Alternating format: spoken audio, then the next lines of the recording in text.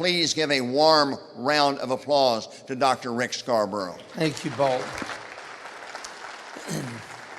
The way Paul and I met was quite unique. I had the privilege of being the keynote speaker at the last Reclaiming America National Conference for Dr. D. James Kennedy. He was on our advisory board. I considered him a mentor. No one knew at that time he was about to die.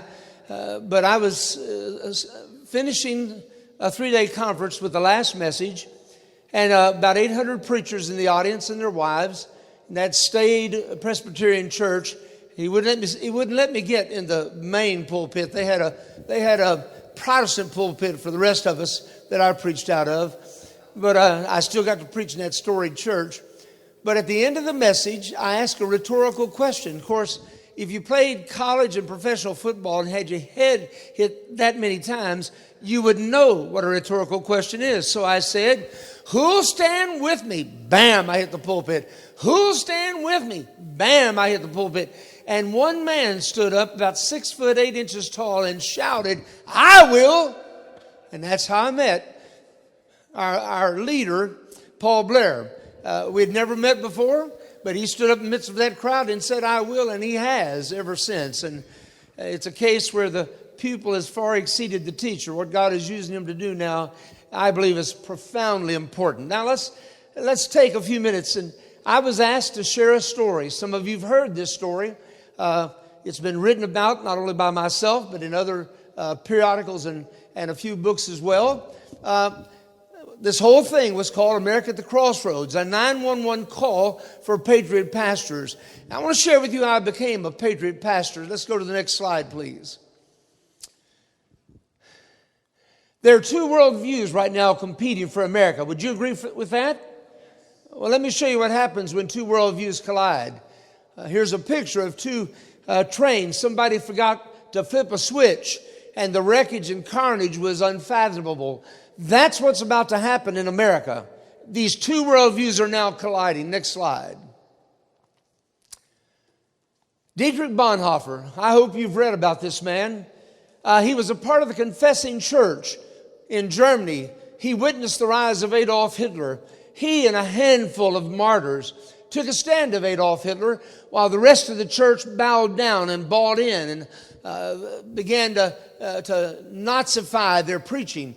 This man was executed on April the 9th, 1945, just days before the concentration camp was liberated, where he was being held for the charge of defying Adolf Hitler and the Nazi philosophy.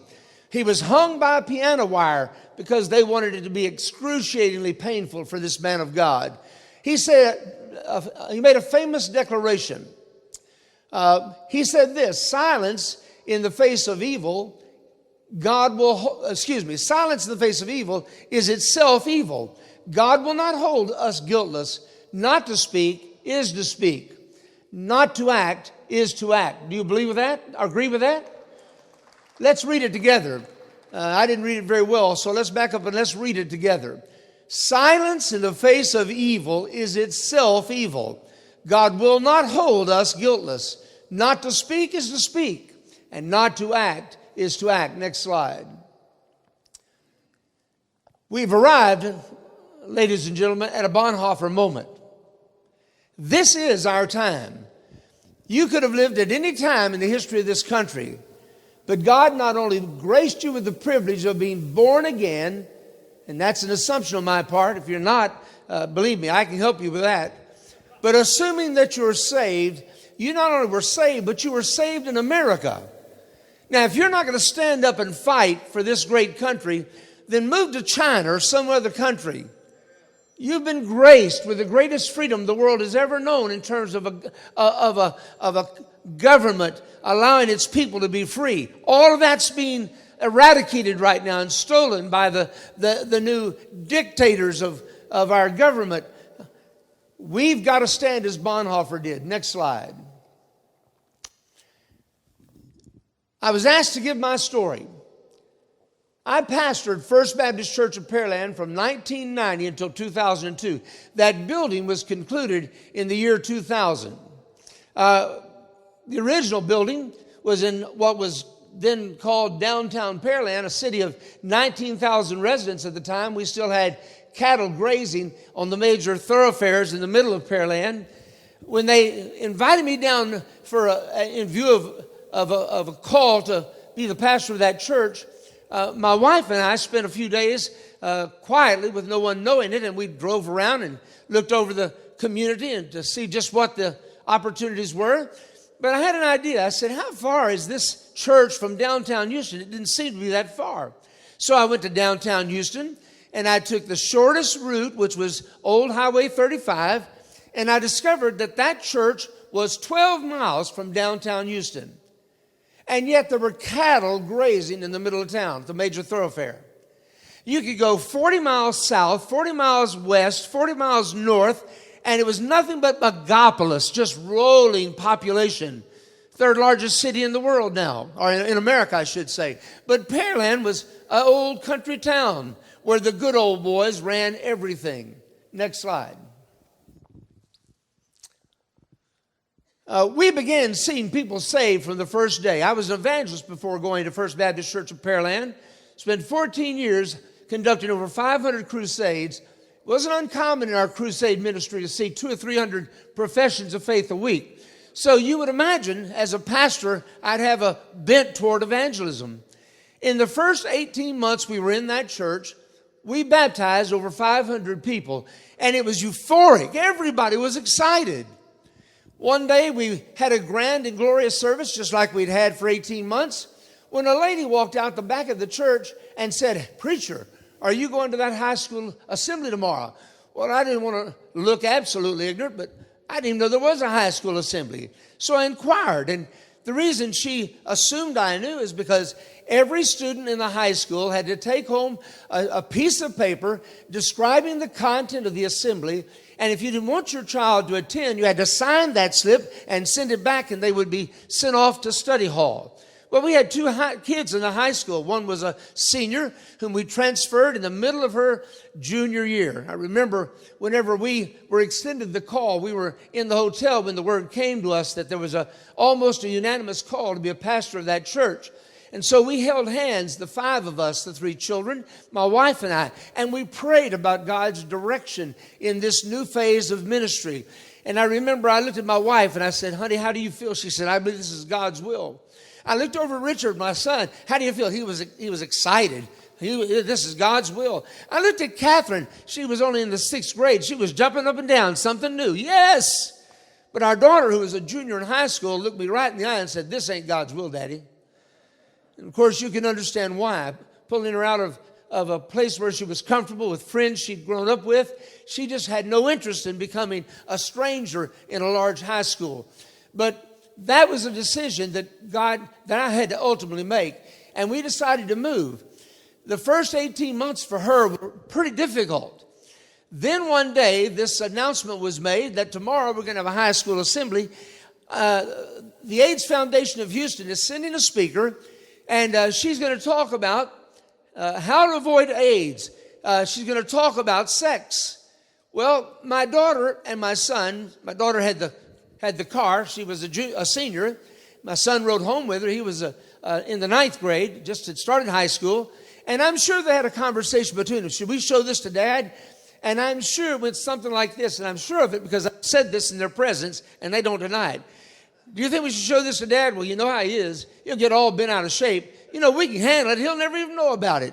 Well, if that isn't the way a high school student thinks, to think the pastor of the largest church in the community is not going to hear about this assembly like that. Well, we never heard a word from them, but I heard about it on Sunday morning. My wife and I communicated after church, and we decided, we've raised these kids to be a discerner of right and wrong.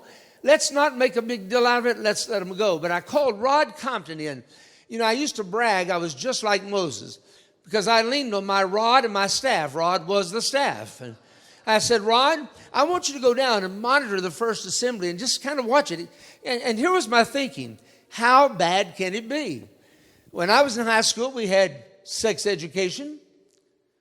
In 1967, they took all the boys in the boys' gym, all the girls in the girls' gym, and they showed us 1 hour of 16 millimeter projection images of people with gonorrhea, syphilis, and all the results of those diseases. We saw people with their teeth falling out and derangement and raving lunatics. And they basically said, if you do this, you'll get that. And you talk about putting the fear of God in you. It took us about 3 years of married life to get over our 1 hour of sex education.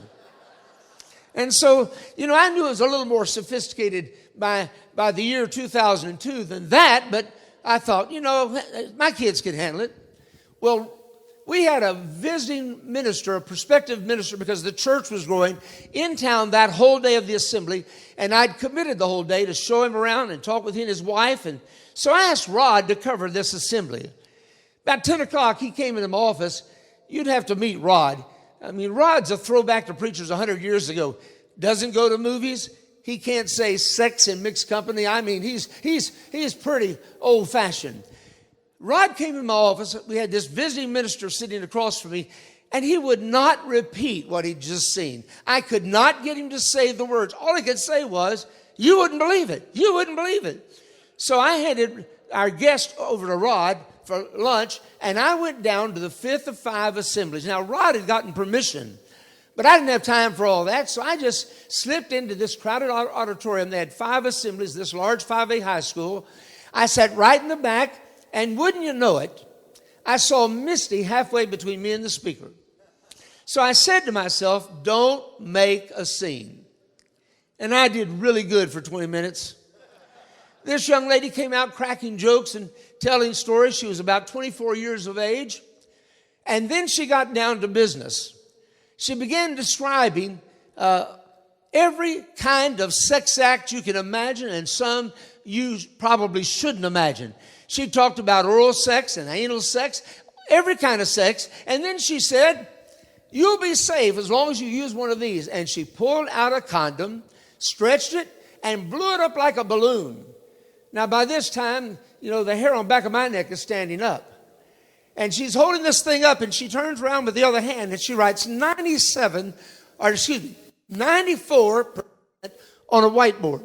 And then she said to my daughter, as she had to my son in an earlier assembly, she said, if you use a condom, you can have sex, and there'll be no consequences. You won't have to worry about this new disease, which was at that time called GRIDS, Gay-Related Immune Deficiency Syndrome. Boy, was that not politically correct. Quickly changed to AIDS, but at that time still called GRID. Because this disease, this is 1992, it's a fairly new disease, hasn't been on the scene very long. I, like many of you, was researching all the things that could happen and how it was contracted. And I had been preparing to preach a series of messages to educate our church family about the dangers of sex outside of marriage, and especially this new disease called GRIDS. So I had a lot of facts at my disposal as God had prepared me. She's right in the middle of her speech, and I'm in a suit like today, and I raised my hand. She thought I was a principal, no doubt, because she was very courteous. She said, yes, sir. And I'm telling you, Missy's head turned around and saw me, and she almost passed out. She had no idea that I'd been in that auditorium. I said, ma'am, where did you get that statistic? She said the CDC went right back into her planned remarks. I'm certain I was the only one in the room that knew she was saying Center for Disease Control, Atlanta, Georgia. And you know what? They didn't claim that. Now, that statistic was true if you went to a drugstore and bought a certain prophylactic, and if you kept it in a cool place. It wasn't the kind of condom the teenagers bought at a 25-cent machine in a restroom of some service station, and then stuck in the glove box at 110 degrees Fahrenheit in Houston until you needed it. They were almost porous. And so I knew what she was saying was not factual. So I raised my hand the second time. You know what she did? She ignored me. You know what's hard to ignore? The pastor of the largest church in the community, who's seated in the back of a high school auditorium where they're talking about condoms and sex with his hand up. I'm telling you, every kid in that room was networking. Who is that guy? That's Misty's dad. That's the pastor of First Baptist Church. And it was just like a rumble going through the entire audience. Finally, in exasperation, with red splotches now breaking out on her neck, the pastor's side of me wanted to go up and hug the young lady. I mean, I felt sorry for her. She said, yes, sir, real hatefully the second time.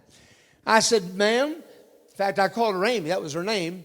I said, Amy, I've read everything that the Center for Disease Control in Atlanta, Georgia has printed on this subject, I think. And nowhere do they claim condoms to be that effective, especially the kind these kids are carrying around. Well, she didn't know what to say. So another teacher across the room stood to her feet, challenged me and said, what Amy said is correct. I've read these statistics in a teen magazine. I wanted to look at this woman. I just couldn't believe it. We're giving life and death information to our teenagers from a teen magazine. But you know, I have a little sophistication. And so I realized this wasn't the time to have an argument with this teacher and make a fool out of her. So I said, well, thank you. And I sat down. But you know, I'd had the forethought to take my pocket recorder. Those were the days of dictaphones. And I could get 30 minutes, 15 minutes on either side. And now I started taping her remarks. In fact, I had started a little earlier. And I had 30 minutes of her 40-minute presentation. I just sat there. At that point, she went into a monologue about her own sex life, told how she was living out of wedlock with her boyfriend. She herself was AIDS infected, but he was not. But he was safe because they always practiced, quote, safe sex. Only God knows how many young lives were lost that day. When it was over, everybody had to pass by where I was seated to get out of the building. And I'm telling you, there was a lot of different reactions. I had some kids very courteous. Thank you, Pastor. Some just stared at me with anger. And a few told me what they were thinking. Teachers all went the other way. But I just sat there. Finally, Missy made her way to me. You know what she did? Something I will treasure till I die and never forget. She threw both arms around my neck. She planted a kiss on this cheek, and here's what she said. Dad, I'm so proud of you. I'm so proud of you. That was like saying sick it to a cur dog. At that point, it didn't matter if I got fired. I was fairly new at the church. It didn't matter what. The largest employer in the city at that point was Pearland school system. And so there were a whole lot of our folks in that school system. But it didn't matter, because in the first place, I knew I was right. In the second place, I had the support of my own high school daughter, and I wasn't certain I was going to get that. Well, I waited around, and when everyone cleared, I walked up to see Amy. 4 teachers stood shoulder to shoulder between me and Amy. I guess they thought I was going to beat her up. I said, Amy, oh, wait. She said before I could speak, I'm here because I love these kids. I said, Amy, I'm sure you do. I do too. In fact, when you leave, I'm going to stay because my love called me to this city. I said, but what you said today wasn't true. And you likely condemned some of these kids to a terrible death. And I turned and walked out. Now, I went straight to the telephone in my office and I called Cactus Cagle. That's what we called him. He went on to become a county judge, but he was a practicing attorney and activist. I'd met him in pro-life efforts. I called him up and I said, Cactus, I just secretly recorded a high school assembly. If I make it public, can I be sued? He said, let me check it out, preacher. Now, I want you to understand, in the 2 hours intervening, I came to the firm commitment that I was going to make this tape public because parents had a right to know what was being taught their kids. The only choice I was going to make is, do I do this as Rick Scarborough, father, citizen, or Rick Scarborough, pastor, which had altogether different implications. When he called me back, he said, Rick, in Texas, public assemblies, public information. You can do whatever you want to. Then I called in our minister of miscellaneous. That's what we called our janitor. I said, I want you to put up on our signboard out front, if you want to hear what students heard at PHS, Pearland High School, come Sunday morning. Now, between the 400 kids in that particular assembly and that signboard on the busiest thoroughfare on the southeast side of Houston. Sunday, our church exploded. 10 or 15 minutes before the service, a couple of men came in and said, "Pastor, we can't get anybody else in." I said, "Then ask our people to stand. Take them over to the gym." I said, "Get everybody in you can." When I walked out, it was like Easter all over. You know, Easter Sunday is an incredible day for all of us, because that's when all the CEOs come. You know, the Christmas, Easter only crowd, they're all there. Well, I looked up and they were back. Well, you know, I was born at night, but I wasn't born last night. I was an old evangelist. I had half a dozen sermons I knew by heart. So I set aside my planned remarks. I stood up and I held up the 12-page assembly, single space. I said, "I'm going to talk about this in a minute." And then I preached, "Hell hot, heaven sweet, Jesus saves," and gave a gospel invitation. And we had people saved that morning. We often did. Then I set them down. Now they're on their time. I said, "It's going to take me about half an hour to do this. So if you need to leave, you're dismissed. By the way, it's X-rated. So if you don't want your kids to hear it, we provided daycare care over in the gym." And so I gave them 5 minutes to leave or to take care of their children. And then I read that high school assembly, word for word, line for line, just like she said it. 4-letter words and all. She gave technical descriptions, and then she gave the street jargon. There's some little old ladies, if they're still alive in Pearland, that still can't believe they heard what their pastor said that morning. You know, sometimes we're so heavenly minded, we're no earthly good. It was my conviction. I wasn't proud of doing that, but if it was good enough for the kids, I thought the parents should know it. And boy, I couldn't have predicted the reaction. Those good old boys in Pearland, most of whom had gone to that high school, when I got through, they were ready to go burn down the high school. One of them said, "What are we going to do about this, preacher?" I said, "Well, in the first place, we're going to calm down, and we're going to take this through proper channels. I've already requested a called school board meeting. It'll meet a week from Monday." Well, the next morning, my phone rang at about 6 o'clock, and somebody said, "Preacher, are you up?"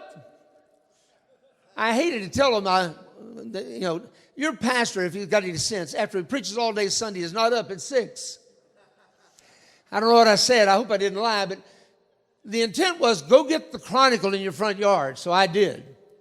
In the second section of the Houston Chronicle, banner headline, "Baptist Preacher Takes on PHS," and a whole page dedicated. You see, turns out a Chronicle reporter had seen our signboard and had come and heard me on Sunday morning. They held it off, they printed it the next day, and now my phone is ringing from media across the country. My wife and I loaded up. We got care for our children. We headed for the hill country, and I hid and secluded myself for a number of days, prayed and fasted. I'd been given 5 minutes to speak to the school board the following Monday. Hardest message you'll ever preach is a 5-minute message. It takes hours to prepare that. It don't take 5 minutes to prepare an hour sermon. Amen? When I got to the school board meeting the next week, cars were everywhere.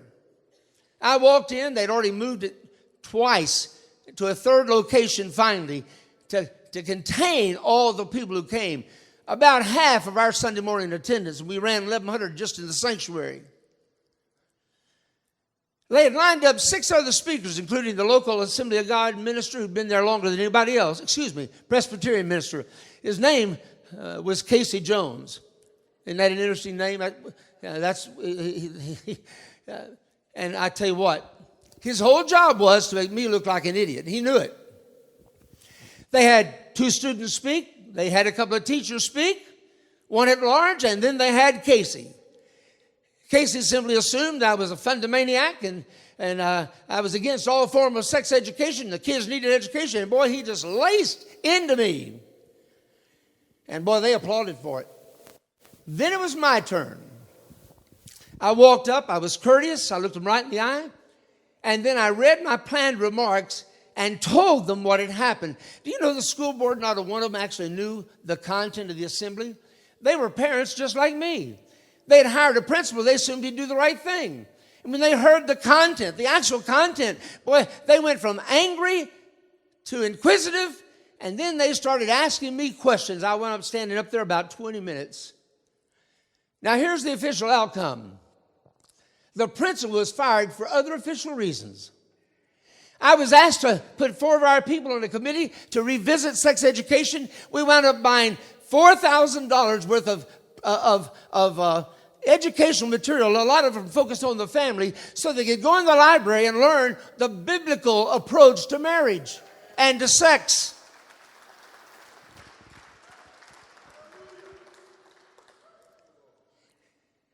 And then I went to visit the pastor of the Presbyterian Church. He was courteous. He had me in. He put out an article in the paper just castigating what I'd done. We had a local newspaper, the Pearland Journal. He had been writing for years. He was there 15 or so years before I got there. And so he had an article, and he wrote all about this high school assembly, just lambasted me. That came out before my remarks. So I went to his office. I said, Casey, do you have any idea what you're publicly defending? Yeah, you're trying to shut down sex education. Did I just, somewhere my hand, all right. I said, would you do me the favor of reading the content of the assembly? And he started reading. And every now and then he'd just say, oh my, oh my, oh my. When he put it down, he said, Pastor Scarborough, I had no idea. I'm so sorry. I said, that's great. I accept your apology. But you know what? You did this in front of the whole community. You need to apologize in front of the community. The following Monday, his article came out. Public apology. And then the following Sunday, I walked out and there sat Casey and his elders on the front row of our church. My men knew this. They helped arrange it. They'd removed the pulpit and they had a chair there. Casey came up, invited by our chairman of deacons, and he said, Pastor Scarborough, will you forgive me for what I've done? I said, of course, Casey. He said, would you come up on the platform? I sat down in that seat. He unlaced my shoes, pulled off my socks, and washed my feet as he and I wept. And I don't have time to tell you about the revival that broke out, but it broke out. This is going up instead of down. What is the deal? Tell me when to quit and I'll quit.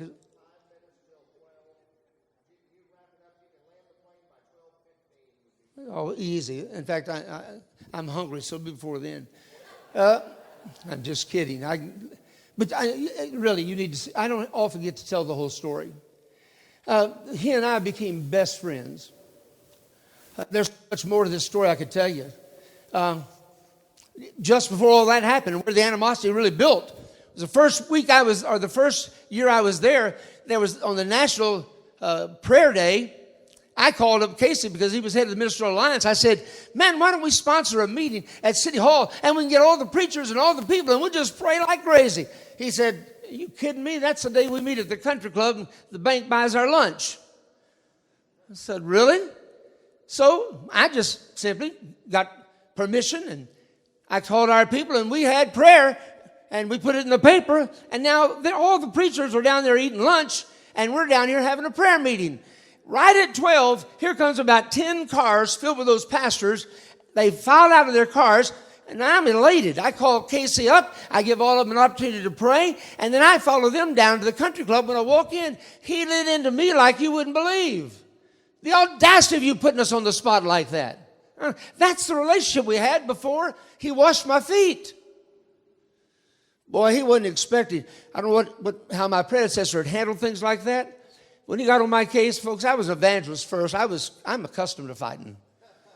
I laced into him, told him what I thought. And you know what?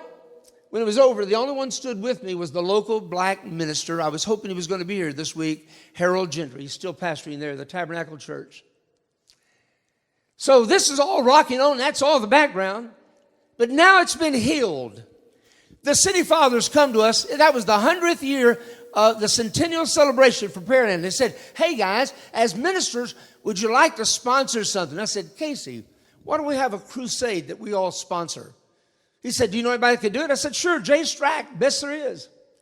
And so we had this huge centennial crusade.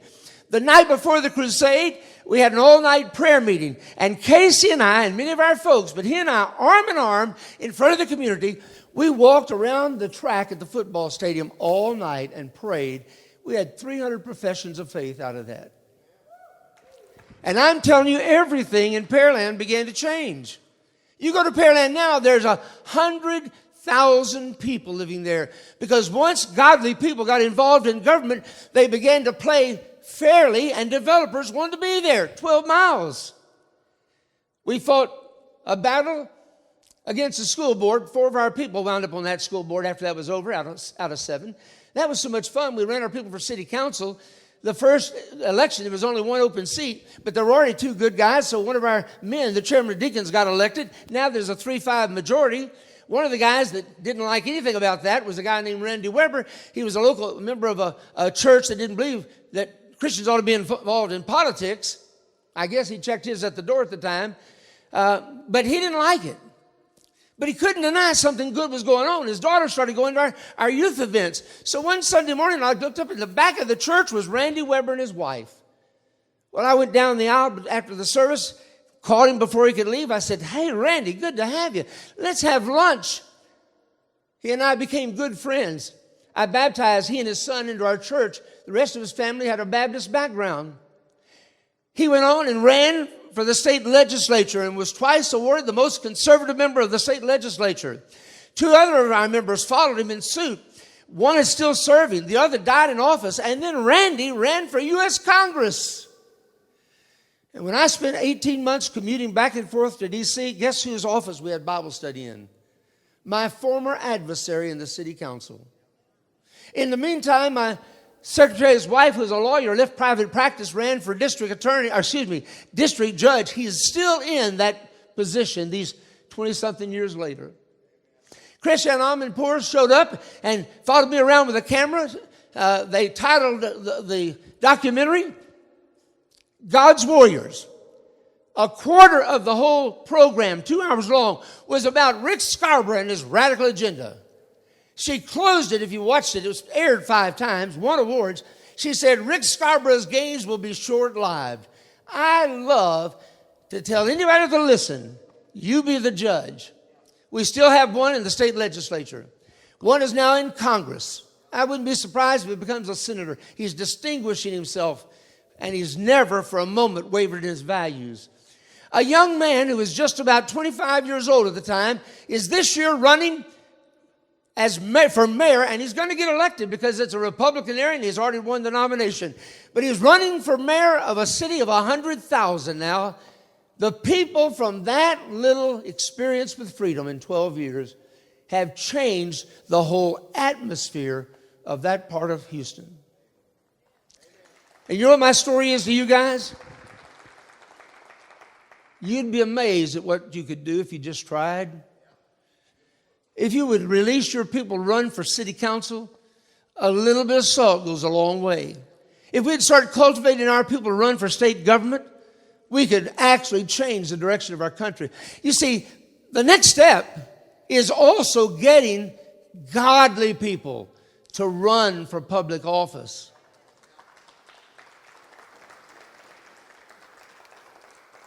You got to be careful. One of the first guys that ran for school board, he seemed like the perfect candidate. I didn't know him very well, but he was in church every Sunday, and he wasn't on the school board a month when I started hearing that he was using God's name in vain. And so I simply got another one of our members. We took him out. He left our church. You see, folks, you won't always get it right every time, but I tell you, I'd rather mess up and have to correct it than never try. And my story, the Lord has opened doors all over the country, given me opportunities I never dreamed possible. Jerry Falwell took me all over the country just to tell people what God had done in Pearland. I've appeared in news stories. I've been in the national press, and I'm standing here speaking to you. All I ever wanted to be coming out of college was an evangelist. I was president of the FCA. I was in love with Jesus in college. I was part-time youth pastor. I never thought about speaking to lots of people. But you see, the Bible says God reveals himself from faith to faith. If you're faithful in little things, he'll make you master over great things. And who knows but what a governor's not sitting in this room right now. I ministered to several ministers who walked away from their public ministry because God called them to Congress. We had a lot of our Bible studies in Pastor Jody Heiss's office, whom I met traveling around the country with Alan Keyes doing 10 Commandment rallies. He got ignited, he got a radio program, and he's in his third or fourth tour, or I should say, stint in Congress. He's the spokesperson for the Freedom Caucus, the most conservative wing of the Republican Party. We need to change. We need to win this election. Then you need to go back and change your school boards. And you need to change your local city council. And you need to catch a vision of running your people in office. Jack Hibbs took what we did in a small community and did it in a suburb of Los Angeles. What he didn't tell you is the reason his church has never been closed is all the people that were closed are members of his church. People he's run for office. Gentlemen, ladies, we've had 3 days to drink it in. Now we need to go and practice what we've heard and change America. Father, I thank you for the privilege. In Jesus' name, amen.